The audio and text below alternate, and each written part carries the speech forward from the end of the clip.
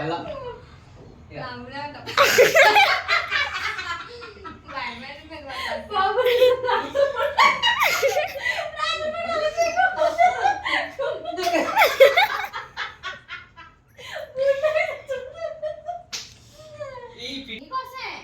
ఎందుకు నువ్వు తింటా కదా, అందుకే నువ్వే ఉంచుకో. నేనేం తింటా? కొబ్బరి చట్నీ తింటావు కదా. పల్లి చట్నీ చేయొచ్చు కదా. పల్లి చట్నీ చేత నువ్వు తినావు కదా. నా కోసం చేస్తున్నా? మరి నీ కోసం కాకపోతే? ఓ మై గాడ్, నా పుండు మా అన్నికి వచ్చింది. మరి నేను తినొచ్చేమో పల్లి చట్నీ. అంటే ఇప్పుడు కొబ్బరి చట్నీ తోటి చేస్తే సేమ్ పల్లి చట్నీ లాగానే వస్తుందా? అలాగే వస్తుంది టేస్ట్. మొన్న తిన్నావు కదా, మళ్ళీ ఇప్పుడు అడుగుతున్నావే. మొన్న తిన్నా కానీ డౌట్ గా తిన్నా. ఆ రోజు పల్లి లేలే. పల్లి లేలే.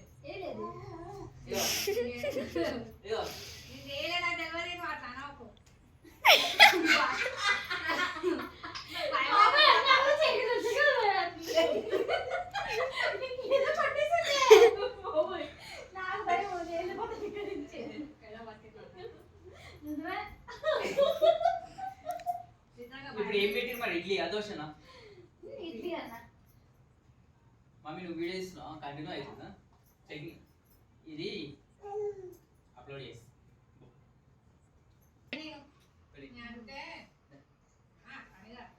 చెయ్యి, నువ్వు చేయి. కాదు, ఇందాక నేను ఒక తీసి పెట్టా. ఓలెత్తుకోవేరు,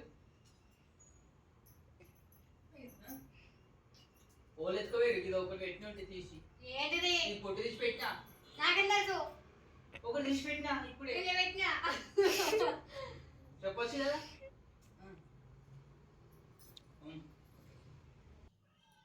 హాయ్ ఫ్రెండ్స్, టుడే రెసిపీ ఏంటంటే సింపుల్గా కొబ్బరికాయ చట్నీ చేస్తున్నాను. ఒక కొబ్బరికాయ ఇలాగా శుభ్రంగా కడిగేసుకొని అది కోసి కడిగేసుకున్నాను. తొక్క కూడా తీసాను.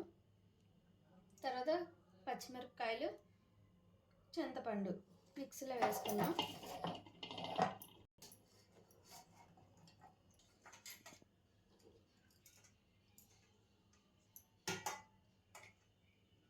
ఇందులోనే తగినంత సాల్ట్,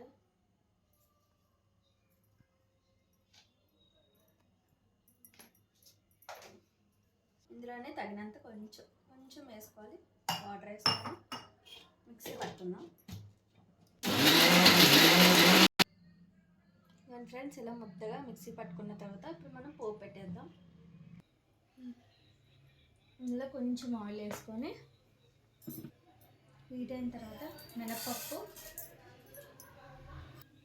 జీలకర్ర,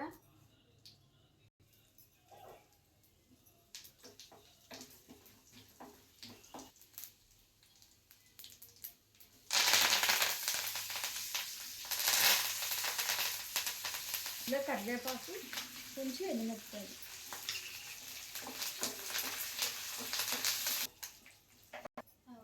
ఫ్రెండ్స్ పోపు పెట్టుకున్నాం కదా, ఇందులో మనం రుబ్బుకున్న చట్నీ వేసుకున్నాం.